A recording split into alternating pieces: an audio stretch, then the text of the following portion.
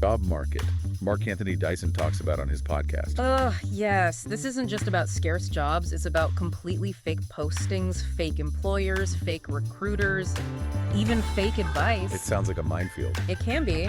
Dyson really stresses vigilance. Job seekers have to verify everything, research the company Glassdoor, Reddit, wherever, be super skeptical of unsolicited offers, check email addresses, websites. Wow, it adds a whole other layer of stress, doesn't it? It really does. Coaches, you need to equip your clients to spot these scams. Critical thinking is key here. Thank you very much for joining me on the Job Scam Report podcast. This is Mark. And, I'm all about helping you to clarify, verify, and don't just apply, particularly to jobs, but you're going to need to research and vet everything as we go forward in this new world of work, having to be more vigilant than we ever had. If you have any questions about what I do and how I do, you can go to markanthonydyson.substack.com. Now, I know most of you already have subscribed to the newsletter, and that's where I see you're engaging at. But for those who are new, welcome. If you want to get the latest updates, at least, you can either follow me on LinkedIn and look under Mark Anthony Dyson, and I'm not hard to find. You can also go to markanthonydyson.substack.com.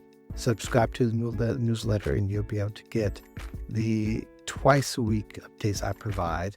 Created about 110 plus pieces of content.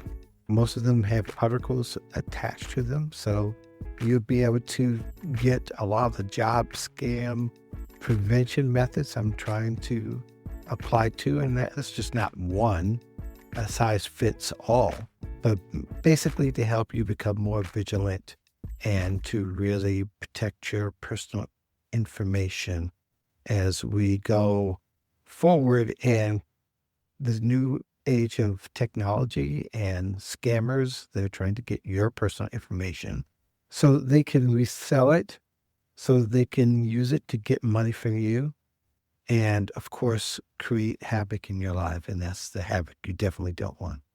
The overall discussion about job scams, I include not just the scams themselves, but also deep fake videos, whether they're AI generated or not. Most of them are.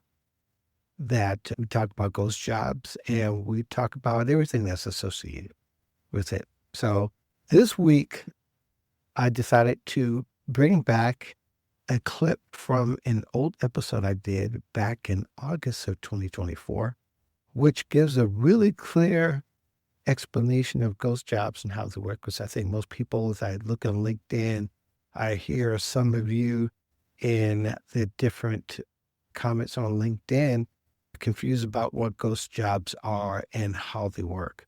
And I think this is very important for everyone to listen, because it affects the way that you're going to look at a job description and decide whether you're going to apply or not. Most people get it confused with fake jobs and ghost jobs. And there's a big difference. Fake jobs are created by fake companies and bad players and charlatans who want your personal information. Now, actual jobs are the ones that create the ghost jobs. They're trying to also get your personal information. Now, they go down a rabbit hole for using it to have avatars for the type of employees they want, to collect data, to continue to fill their pipeline for high turnover jobs, or jobs that are what they call evergreen jobs. And they are essential to companies to be able to keep that up. And there's a whole myriad of things that go along with why companies do it. But the bad part about it is that in recent years, especially, there's a lot of what the data breaches that a lot of companies just happen to experience through the data storage houses that they use to have information stored, customers and also their employees, and of course, the candidates they didn't hire. So getting a little bit more into it is just saying that you should completely avoid a ghost job, because really it could be of value to you if you're trying to get on a company's radar. Let's say you are applying with jobs now, and that you may want to be on a company's future list to at least learn about the company, get some insights about it by getting their newsletter, by seeing the job that they put out, and that may inform your career and your decision in the future. I'm hoping that this will be more educational than anything, that ghost jobs aren't all bad, because we're told that the companies don't have malintent, or they're not the bad actors in the scenario of personal information, except for the fact that somebody else or somewhere else where there's a data breach, it could affect yourself. It's good to make informed decisions about where you're going to apply to next, or where your future is.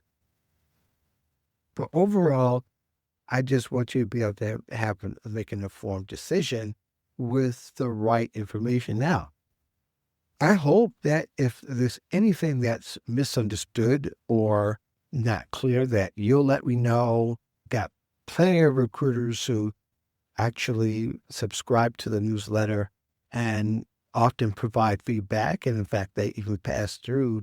You ask me about whether I think there's a fake profile or if it's a fake job offer.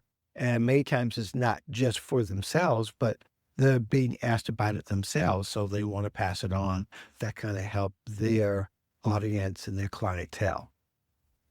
Without further ado, this is Craig Fisher from back in August of 2024. And I'll link to the entire episode if you want to listen to it in its entirety on the podcast feed.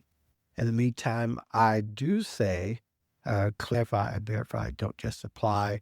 We are trying to be as vigilant as possible to protect our personal information, not just for now, but for our future, for our financial health. Your personal information is an asset, and you should treat it that way. It is something that you should not give to just anyone. It has information that keeps you in line for financial gain as well as career growth. So I look forward to talking with you soon. Here's that episode. Oh, by the way, if you're interested, I'm going to have a LinkedIn Live on December 12th. You can check my LinkedIn profile for that. But basically, I'm going to have a few of the crew with a bunch of career coaches on with me to talk about job scams, ghost jobs, and deepfake videos and everything that's related. We're going to talk about some of the stories that they've been involved with their clients, as well as the things they've seen on LinkedIn, as well as maybe some personal stories that they've had. And we get to all share it. And some of the Job Scam Report podcast crew are going to be amongst that number, I believe. To learn more about it, go to my LinkedIn profile, check the events and tab events, and then you should be able to find it and you can sign up there. I'm hoping many of you will be able to attend, if not to be able to listen and watch even the post recording, because I think this is going to be very educational for all of you to see what's going on in world job scams. Thanks a lot for joining me. Here's that conversation. Yes, very interesting.